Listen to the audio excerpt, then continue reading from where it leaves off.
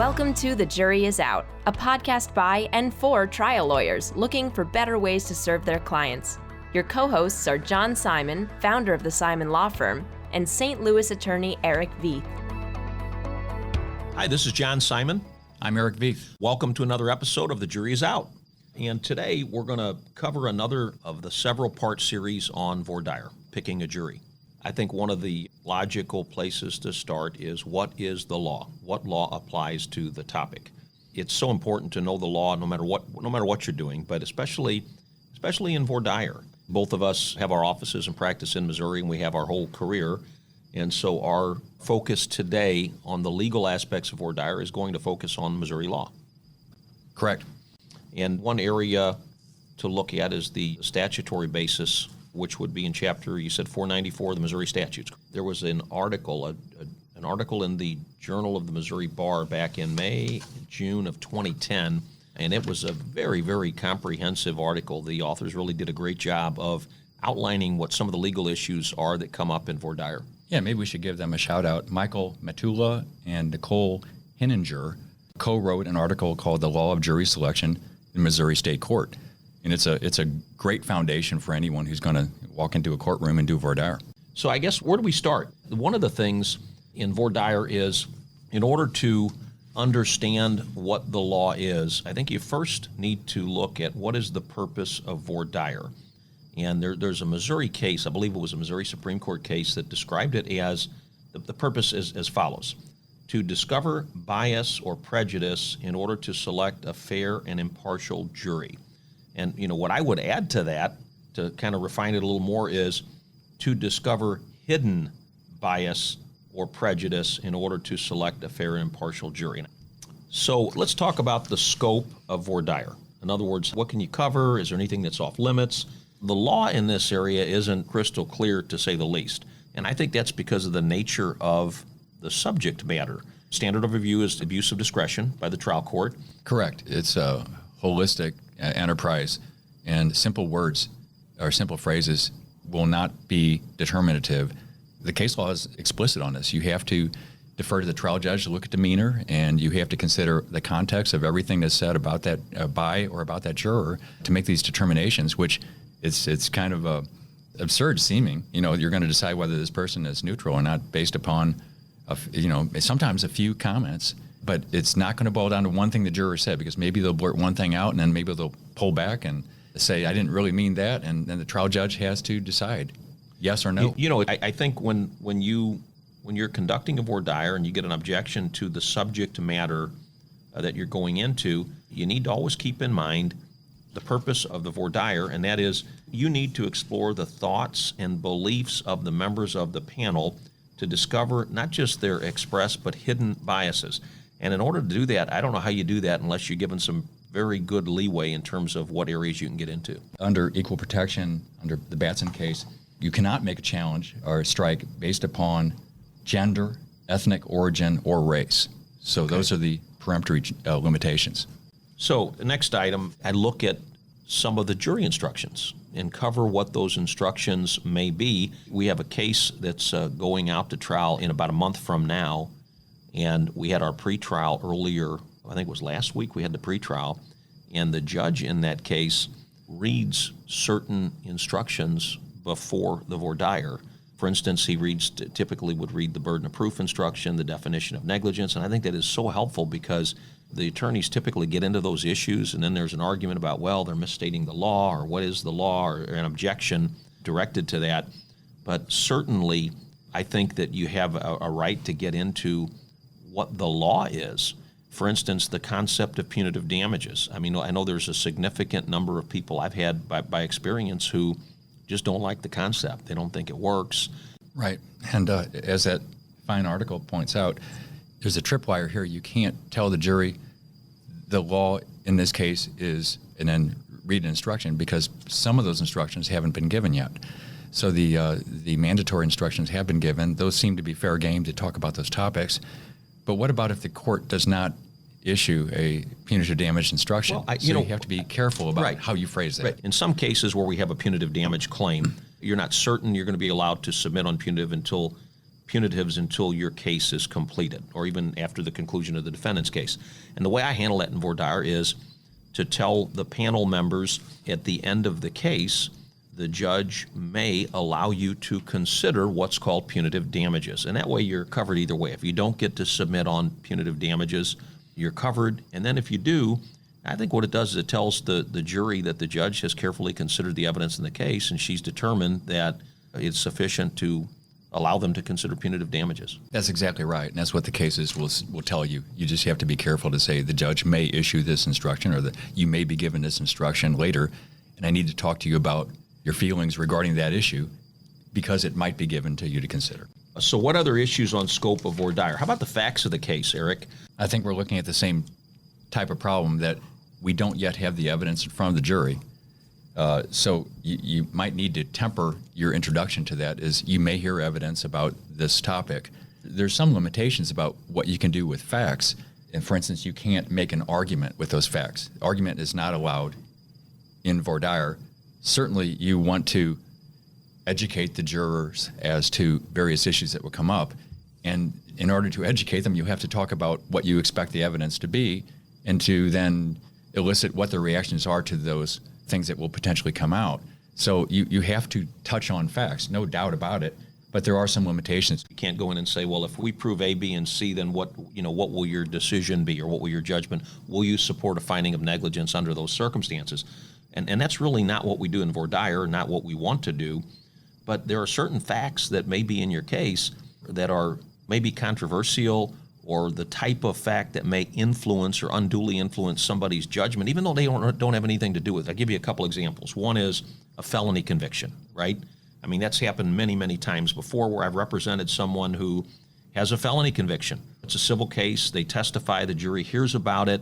There still may be somebody on that panel who is going to hold that against them. Maybe it's somebody who's been the victim of a robbery or something like that. And, what I do is I ask, would the fact of a felony conviction by itself tend to cause you to lean one way or another on the issue of damages, for instance, right? On the issue of whether the product was defective or not, on the issue of whether or not my client can recover. Those are things I think you need to explore. Government standards. I do a lot of product liability work. I do some automotive product liability work. The government standards that apply to certain industries. The automotive industry is heavily regulated. There are federal motor vehicle safety standards. And there's a good portion of the general public, I think, based on my experience, that no matter what the law is, no matter what the facts are in your case, if they believe a product, an automobile, passed the government standards, that's the end of the line. They're not going to consider whether the product was defective and unreasonably dangerous. That issue is decided as far as they're concerned. And I will tell you, I've had panels where maybe as many as 20% of the people on the panel, once they're told the pass the government standards. Now, what they don't know is car companies wrote the standards, right? And they're minimum standards. And every car that's ever been recalled in the history of recalling, every one of those recalled cars passed every government standard, yet they were dangerous enough to be recalled, right? But again, it's just one of those facts in the case that it could be poison for you, and you really need to bring it out. I've handled a lot of strict liability cases, product liability cases, and those crashworthiness cases where it's tough because it's a cause of action where the defendant can be held responsible even in the absence of negligence, because the focus is on the product. And a lot of people have trouble with that. Lay people are like, well, if we're going to hold the company responsible, they need to have known about it. They need to have been, negligent. That's one issue. The other issue is in a crashworthiness case, you may be suing the car manufacturer in a rollover where the roof was not designed well at all, terrible design, very flimsy, it rolls over and the roof crushes and paralyzes the occupants. And some people will have a problem and do have a problem with the fact that the car company, you're suing the car company, and the car company didn't cause the accident, right? And it's a crashworthiness doctrine that, it's something people aren't accustomed to, and they may not agree with it, but these are certainly things, in my experience, that, you need to cover them. We had an opioid case with massive overprescribing of opioids, and it was against a physician in a hospital here in St. Louis. The big issue in the case was the fact that our client was a drug addict. Wasn't a drug addict before the doctor overprescribed all the opioids for 4 or 5 years, but that was an issue that we found, and it was interesting because those individuals on the panel who thought addiction was a moral issue, a lapse of willpower, overwhelmingly were never going to give this guy anything, no matter what the evidence was in the case. Flip side was those folks who saw addiction as a medical condition, drastically different. Drastically different. And so the issue really was, do you have some reservation giving a large sum of money to someone who's a drug addict? Most people do. I think almost everybody has some reservation, but we were allowed to explore the nature and extent of those feelings. And it got to the point where some people just kind of crossed their arms and said, look, I can't do it. I don't care what the evidence is in this case. I just can't do it. And so how would that have been if we weren't allowed to get into that or explore that? What happens? I'm thinking about the fact that these cases are often very close. A lot of cases settle. A lot of the cases that don't settle are close, and the parties disagree. And so when we're talking about formed or expressed, someone might have an uneasiness with a position on an issue. The fear is that this little bit of easiness can cascade into a defense verdict against you. It can be a big thing. Little things can add up into big things. And what if they're all a little bit uneasy? So as an attorney, you have to get into these issues. You have to, in order to represent your client appropriately. So we talked a little bit here about the purpose of Vor Dire. We've been talking about the scope of Vor Dire, what you can get into, what facts you can get into, what facts you should get into. And again, our purpose here is to have a good basis to respond to an objection. When you want to get into a certain fact or certain jury instruction or legal element of the case that you think is going to be a problem. Next, we're going to talk about something that we could go on and on about this for a full day, I think, and that's striking a juror for cause. And Erich, you mentioned the standard in 494470 paragraph 1. And again, in Missouri, you get in civil cases, you get 3 preemptory strikes. But you can also strike any jurors who formed or expressed an opinion concerning the matter or any material fact in controversy in any case that may influence the judgment of such person. Another standard, any person whose opinions or beliefs preclude them from following the law as declared by the court in its instructions. So I think the second one's a little easier to ascertain. Can you follow the law? Can you not follow the law? We discussed this before. You have certain ways of loosening that up and letting people know you're not being judgmental as to whether they're good and decent as people. Great issue. You really have to spend some time explaining to the jurors what's going on in Vor Dire, the purpose of Vor Dire, letting them know that it's okay to have strong feelings about issues. There's not anybody that doesn't have strong feelings about something. Maybe you were rear-ended by a drunk driver. Maybe you had a dispute with your bank. Maybe the bank foreclosed illegally, you thought, on your home. Maybe you've had a dispute with your health insurance company, not you paying the premiums, and they don't want to pay any of the treatment. So everybody has strong feelings about things. So you need to let everybody know that it's okay. It is okay to have strong feelings. And I sometimes talk about how the word bias in the courtroom has a different meaning than outside the courtroom. Nobody wants to be biased about anything, but I call it strong feelings, not biased. Maybe you have strong feelings about it, but I think that's something certainly that needs to be covered in the beginning. And you just need to lower the bar and let everybody know it's okay. We're not going to argue with you. We're not going to fight with you. That's just not going to happen. What about just one example that we can maybe help to illustrate this? Let's say in the opioid addiction case, some number of these potential jurors I think addicts are morally deficient people. They're bad people.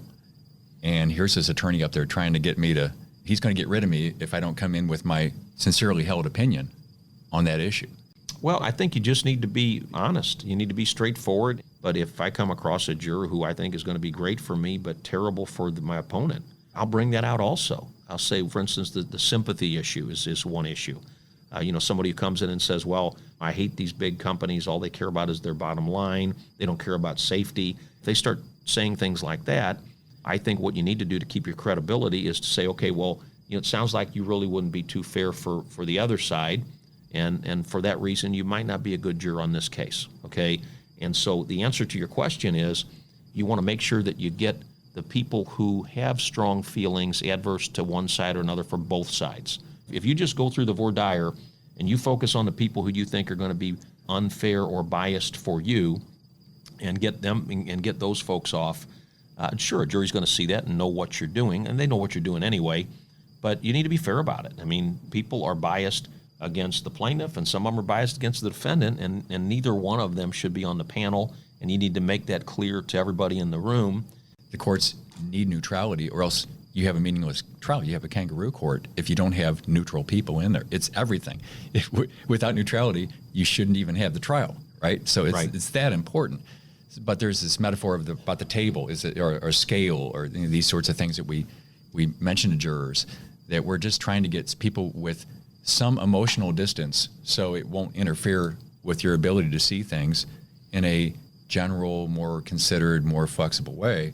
So one of the things, and really what we're talking about here, striking for cause, are some of the legal issues that come up. So you go through the Vor Dire and you note the jurors that you think should be stricken for cause, and most often you'll do it at a break or outside the presence of the jury or at the sidebar where the jurors will leave the room, and then you'll have a hearing on motions for cause. And you might have identified 20 people, 10 people, 15 people, 50 people, whatever, but you need to go through and you need to argue to the court why you think this particular person should be stricken from the panel, and keeping the standard in mind.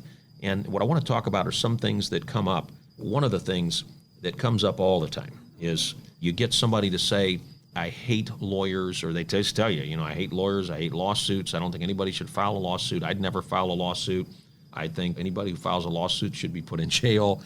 And then the other lawyer gets up and says, well, you can put all that aside, right, and follow the law that the judge gives you. And they go, sure, you bet, I'm on, I got it, okay? That's sort of an extreme example, but that's what comes up, I think, more than any legal issue is, can a juror absolve themselves or evaluate themselves in terms of whether they're biased or not? What does the law say on that? How much is enough, I guess? How much is enough, and what's the standard for getting somebody off for cause? There's going to be closed cases, right? And it's up to the judge, and it's reviewed on the abuse of discretion, and it's run and gun. One juror who's kind of shifting sands back and forth, and the judge is going to make a decision on that, and I guess you have to live with it. Yeah, here's the thing, too. I think two things I would recommend that will help you in your argument that a particular person should be struck for cause. Number one, make a good record. Not just one sentence or one word. If somebody says, I feel this way, you really need to build that record for the court. Why do you feel that way? How long have you felt that way? Tell me more about that. Is there any particular instance or experience that you've had that causes you to feel that way? And really build that record, get them talking about it, make them feel comfortable that you certainly don't want to fight them when they're given those opinions. You really want to thank them for being honest and open, and really let them talk as much as they can and tell you as much as they can about why they feel so strongly about that particular issue. That'll really go a long way to having the court strike that potential juror. The other thing is, you don't just look at the one sentence or one answer. You got to look at the whole context. You have to look at their demeanor. You have to look at their credibility sometimes, right? If somebody goes on and on about how they hate lawsuits, they don't want anybody suing doctors or anybody else, and then at the end of that they say, yeah, I'm okay here, everything's going to be good. That's a credibility issue. That's something that the court needs to determine for each person. So that provides a challenge, but it also provides an opportunity. And each individual in each circumstance has to be judged on its own. It is an abuse of discretion. I think of Vor Dire as it's like drinking out of a fire hydrant. There's so much going on around you. And even with one particular juror, you're trying to figure out what's going on. You might have to wear your therapist hat. When you talk about issues, they might say, I don't have an opinion about that, but you elicit it through good questions. And sometimes they need to be non-leading questions to get some talking going on. And then the juror might say something that they did not know they held that opinion until they said it. So another issue that comes up in the area of striking a juror for cause, a potential juror for cause, is rehabilitation. And one of the issues, there's some case law on this also, is rehabilitation by the court. When is it proper for the court or improper for the court to question the juror. And I had an example, I had an experience where someone said what I thought was sufficient to get him off. And there was no attempt to rehabilitate by the opposing counsel, by the other attorney. And it was one of those situations where we were running short a little bit. I thought getting close to running short on jurors. And the trial judge rehabilitated several of the jurors. And same way, can you be fair? I couldn't imagine a situation where a juror is going to look at the judge sitting up high on the bench with the robe on, and when that judge says, can you follow the law as I give it to you, the answer to that question is going to be absolutely yes, no matter what. It's not the court's place to rehabilitate someone who has already obviously stated something that shows that they shouldn't be on the panel. Now, if, as I said, completely different scenario, if the first attorney asks him, would that cause a problem? Yes, it would. And then another attorney rehabilitates him, and you got the same person saying two different things. Obviously, I think the court should, and it's appropriate for the court to intervene at that point and sort of get to the bottom of it. There's a footnote I'd like to add here. It's called the Mansfield rule in Missouri. And what the general rule is that whatever goes on back in that jury room stays in the jury room. But there's two exceptions to that. One is if someone brings in bigotry, racial or gender bigotry, that's fair game. And the courts want to know about that after a verdict. They're willing to go back and say, did a juror speak up in a bigoted way and that directed the verdict? They want to know about that. They also want to know whether a juror introduced independently gained facts regarding the case. Maybe the juror went to the internet, looked some things up, went to the scene of the accident, and came back into the juror room and said, hey, check out this screenshot I made of this product. They want to know that too. What goes on in the juror room stays in the juror room with those two exceptions. So in conclusion, I guess, and we've been talking about some of the legal issues that you confront during Vor Dire. I would say in conclusion, at least in Missouri, most of these issues, there's no bright line. There's no black and white. It's a gray area. It's within the discretion of the court.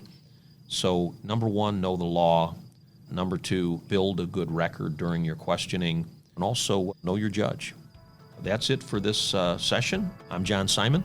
I'm Erich Beith. Glad having you with us, and we'll see you on the next one. John and Erich would like to hear from you. They invite you to email your comments and suggestions to comments@thejuryisout.law. To learn more about the dedicated trial lawyers of the Simon Law Firm, visit simonlawpc.com.